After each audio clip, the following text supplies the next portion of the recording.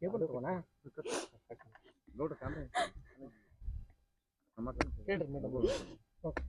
Sir, ನನ್ನ ಮಗ ಮಾಡಿರೋ ತಪ್ಪಿಗೆ ನಾನು ಕರ್ನಾಟಕದ ಸಮಸ್ತ ಜನರಿಗೆ ನನ್ನ ಕೈ ಮುಗಿದು ಕೇಳ್ಕೊಂಡ್ಸಿರಿ ಸರ್. ನನ್ನನ್ನು ಕ್ಷಮಾ ಮಾಡ್ರಿ. ನನ್ನ ಮಗ ಮಾಡಿದ ತಪ್ಪಿಗೆ ನಾನು ಇಡೀ ಕರ್ನಾಟಕದ ಜನತೆಗೆ ನಾನು ಕ್ಷಮೆ ಕೇಳ್ತೀನಿ. ಹಾಗೆ ನೇಹಾಳ ತಂದೆ ತಾಯಿಯಲ್ಲಿಯೂ ಕೂಡ ನಾನು ಕ್ಷಮೆ ಕೇಳ್ತೀನಿ ಸರ್. ಅದು ನನ್ನ ಮಗಳು ಇದ್ದಂಗೆ ಸರ್. ಅದು ಮಗು ನನ್ನ ಮಗಳು ಬೇರೆ ಅಲ್ಲ, ಆ ಮಗು ಬೇರೆ ಅಲ್ಲ ಸರ್. ನನಗೆ ಅವಳ ತಂದೆ ತಾಯಿಗೆ ಎಷ್ಟು ದುಃಖ ಆಗಿದೆಯೋ ಅಷ್ಟೇ ದುಃಖ ನನಗೂ ಆಗಿದೆ ಸರ್, ನನಗೆ ಮಗುವಿಗೋಸ್ಕರ. ಬಟ್ ನನ್ನ ಮಗ ಮಾಡಿರೋ ತಪ್ಪೇ ಸರ್. ಯಾವ ಮಕ್ಕಳಾದ್ರೂ ತಪ್ಪು ಮಾಡಿದ್ರೆ ಅದು ತಪ್ಪೇ ಸರ್.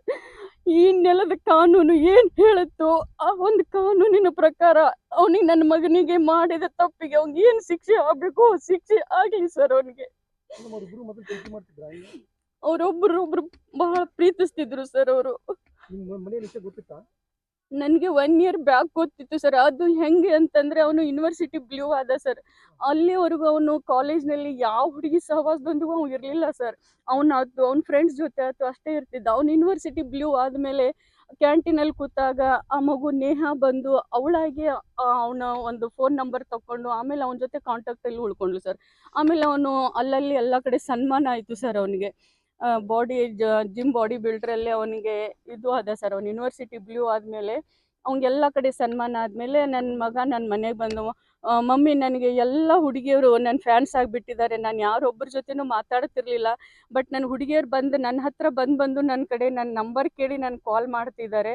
ಅದರಲ್ಲಿ ನೇಹಾ ಅನ್ನೋ ಹುಡುಗಿ ನಾನು ತುಂಬ ಹಚ್ಕೊಂಡ್ಬಿಟ್ಟಿದ್ದಾಳೆ. ನನ್ನ ಭಾಳ ಲೈಕ್ ಮಾಡ್ತಾಳೆ ಮಮ್ಮಿ, ಅವಳು ನನ್ನ ಲವ್ ಮಾಡ್ತಾಳೆ ಅಂದ. ಬೇಡಪ್ಪ, ಬೇಡ, ಲವ್ ಅದು ಏನು ಬೇಡಪ್ಪ. ನೀನು ಕಲಿತಾ ಇದ್ದೀಯಾ, ನೀನು ಜಾನ ಇದೆಯಾ, ಒಳ್ಳೆ ಒಂದು IAS ಕೋರ್ಸ್ ನಾನು ಕಲಿಸ್ಬೇಕು ಅವನಿಗೆ ಅನ್ನೋ ಆಸೆ ಇತ್ತು ಸರ್. ಅವ್ನು ಭಾಳ ಬ್ರಿಲಿಯಂಟ್ ಇದ್ದ.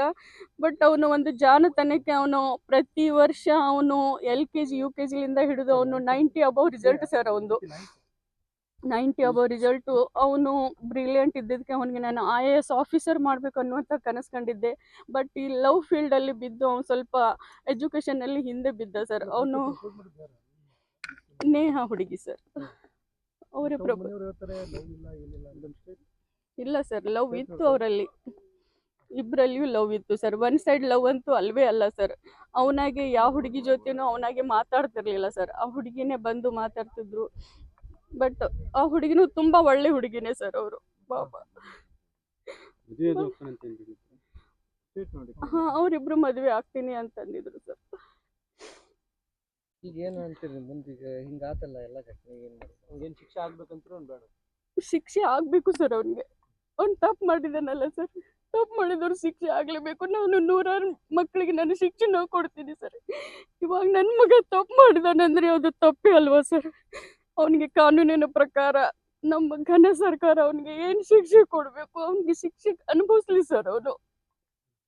ಬಟ್ ನಾವು ಶಿಕ್ಷಕಿ ಆಗಿ ನನ್ನ ಮಗ ಮಾಡಿರೋ ತಪ್ಪಿನಿಂದ ನಾನು ತಲೆ ತಗ್ಸುವಂತಾಗಿದೆ. ಇಡೀ ನನ್ನ ಕರ್ನಾಟಕದ ಜನತೆ ನನ್ನನ್ನು ಕ್ಷಮಿಸಬೇಕು. ನನ್ನ ಮಗ ಮಾಡಿರೋ ತಪ್ಪಿನಿಂದ ನಾನು ಇಡೀ ಜನತೆಯಲ್ಲಿ ನಾನು ಕೈ ಮುಗಿದು ಕೇಳ್ಕೊಳ್ತೀನಿ ಸರ್, ನನ್ನನ್ನು ಕ್ಷಮೆ ಮಾಡ್ರಿ ಅಂತಂದ್ರೆ. ಸರ್, ನಮ್ಮ ಮನೆಯಲ್ಲೇ ಇದ್ದೀನಿ ಮೇಡಮ್, ನ್ಯೂಸ್ ಏನಾದರೂ ನೋಡಿದ್ರಾ ಅಂತಂದ್ರೆ. ಇಲ್ಲ ಸರ್, ನನಗೇನು ಗೊತ್ತಿಲ್ಲ ಅಂತಂದೆ. ಸ್ವಲ್ಪ TV ಆನ್ ಮಾಡಿ ನೋಡಿ ಅಂತ. ಯಾಕೆ, ಏನಾಯಿತು ಅಂತ ಕೇಳಿದೆ ನಾನು. ಇಲ್ಲ ಸ್ವಲ್ಪ ಏನೋ ಬ್ರೇಕಿಂಗ್ ನ್ಯೂಸ್ ಬರ್ತಾ ಇದೆ ಫಯಾಜಂದು, ನೋಡಿ ಮೇಡಮ್ TV ಆನ್ ಮಾಡಿ ಅಂತಂದರೆ ನನಗೆ ಫಯಾಜನ್ಗೆ ಏನಾಯಿತು ಏನೋ ಅಂತ ನನಗೆ ಕೈಯೆಲ್ಲ ವೈಬ್ರೇಷನ್ ಆಗ್ತಾಯಿತ್ತು. ನಂಗೆ TV ರಿಮೋಟ್ ಕೂಡ ಸಿಗಲಿಲ್ಲ. ಮತ್ತೆ ಪಕ್ಕದ ಬದಿಗೆ ಹೋದೆ ನಾನು. ನೋಡಿ ಏನೋ ಬ್ರೇಕಿಂಗ್ ನ್ಯೂಸ್ ಬರ್ತಾ ಇದೆ, ಏನೂ ಗೊತ್ತಿಲ್ಲ ಅಂತ ನನಗೆ ನೋಡಿ TV ಆನ್ ಮಾಡಿದ ಅಷ್ಟರಲ್ಲಿ ಫಯಾಜ್ ನೇಹಾಳ ಕೊಲೆ ಮಾಡಿದಾನೆ ಅಂತ ಬಂತು ಸರ್. ಅವಾಗ ಅಯ್ಯೋ ಅಂತ ನನ್ನಲ್ಲಿ ಮನೆಯಲ್ಲೇ ಕುಸಿದು ಬಿಟ್ಟೆ.